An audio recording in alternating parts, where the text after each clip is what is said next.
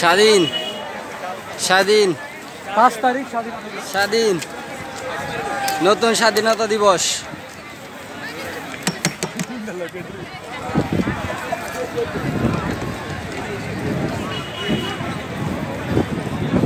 নীল আকাশে লালের ভাবের মধ্য দিয়ে, রক্তের মধ্য দিয়ে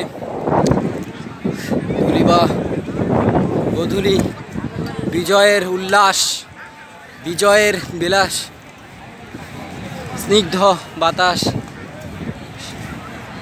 সুন্দর মলিন মনোমুগ্ধকর এক পরিবেশে মানুষ স্বস্তির নিঃশ্বাস ফেলে আজ স্বাধীনতার বিজয়, স্বাধীনতার শব্দটি আজ আমরা অর্জন করেছি এক স্বৈরাচারের অত্যাচার থেকে। আজকে আপনারা দেখতেছেন স্বৈরাচার, এক স্বৈরাচারের জুলুম অত্যাচার কত বড়।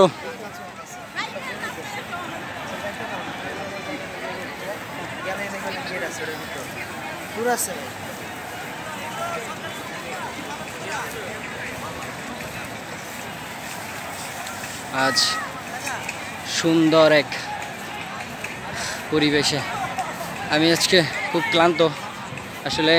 এখানে অনেকে আসে শুধু এই সামান্য খুঁটিনাটি বিষয় নিতে, চুরি করতে। এটা আসলে আমাদের ঠিক না।